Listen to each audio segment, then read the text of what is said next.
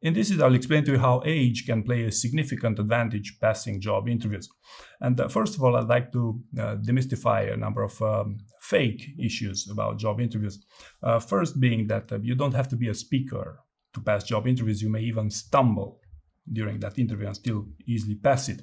And what better correlation than the US presidential debate between Mr. Biden and Trump. And we can see Mr. Biden is not a speaker. However, we can all see the outcome of the previous election in this context, right? So you shouldn't be focusing on becoming a speaker or not to stumble upon to pass job interviews, right?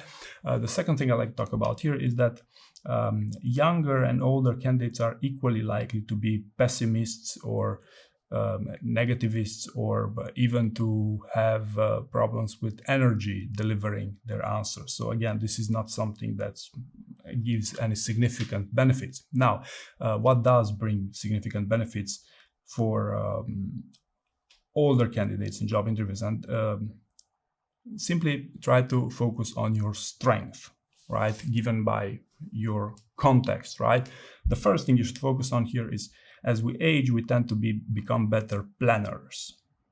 So if you plan your interview ahead, you can estimate what you need to pass that job interview. This could easily be a turning point for you. And in my experience, this is often the case. Older candidates, simply because of the fact that they know how to estimate, they know how not to underestimate the time it takes to prep for these events, the thing with the story banks.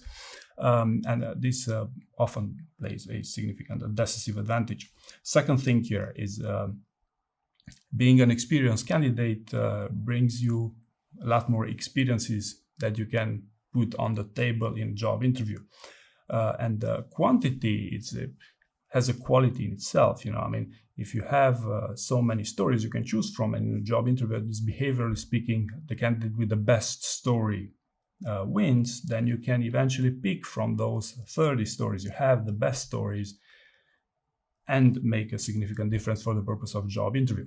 Now, a counter argument would be that, hey, yeah, but what if my stories are not recent enough? Well, depends how you qualify that, because, for instance, not many interviewers will ask you, hey, but is this story a recent one? So on the other hand, if you have 30 years of experience, you could easily talk about stories which happened 10 years ago because they're still highly relevant, or you could eventually prove your point that they're still super relevant for the role that you're applying for. So long story short, older candidates have more stories, and therefore you can pick your best stories from your story bank. And again, this is a significant one according to my experiences. And the third thing here would be listening skills. Read the room. So it's no secret that as we age, we tend to read people better, right? And if you know how to read your interviewer and understand what they're looking for and give them exactly what they need, that's also a super significant element of passing job interviews with high-performing companies, right? This works in many cases. This is the number one trick that candidates who do not prepare interviews but who do pass them use. So I highly recommend you explore this and to further improve and to take advantage of listening skills and reading the room. So long story short, these were my top tips to pass interviews and use age to your advantage. I hope you found this useful, and thank you very much for watching.